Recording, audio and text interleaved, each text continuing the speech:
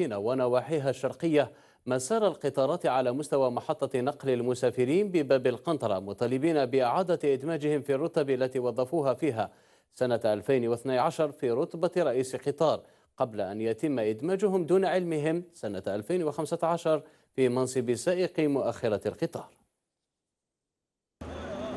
شلل في حركة القطارات تشهد معظم الخطوط الرابطة بين قسنطينة والولايات الشرقية بعد أن خرج رؤساء القطارات وأعوان الرقابة عن صمتهم، منددين بالضغوطات والتعسف الإداري الممارس في حقهم من جهة وتردي أوضاعهم المهنية من جهة أخرى، الأمر الذي خلق قطيعة بين العمال والنقابة والإدارة على حد سواء.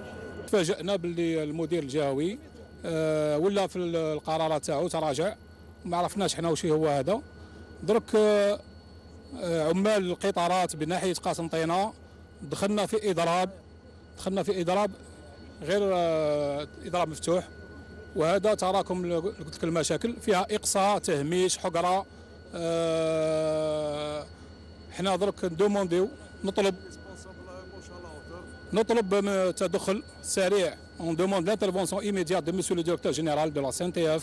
الإضراب الذي شنه عمال المؤسسة الجهوية للسكك الحديدية توسع إلى نواحي قسنطينة، والمطلب الأساسي رحيل مفتش القطارات وتسوية أوضاعهم، فالمخاطر التي تحدق بالعمال يوميا سيما رؤساء القطارات بمثابة القطرة التي أفاضت الكأس. المطالب تاعنا واش هي؟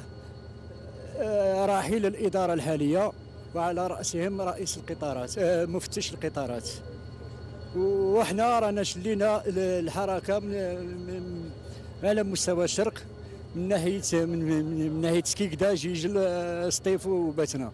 نقول كلمة فريدة، الحقرة تاع الإدارة، باسكو احنا نخدموا ليل ونهار H24 وحنا في الراية، والجماعة قاعدة في البيروات تسلك على ظهرنا ويزيدوا بليس دو سا يحقرونا، وحنا هاد الكلمه هذه تاع الحقره اللي ماناش حابينها.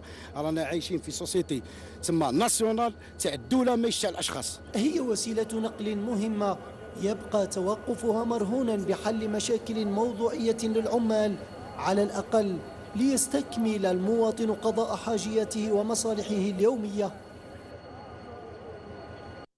كشف وزير الاتصال حميد قرين عن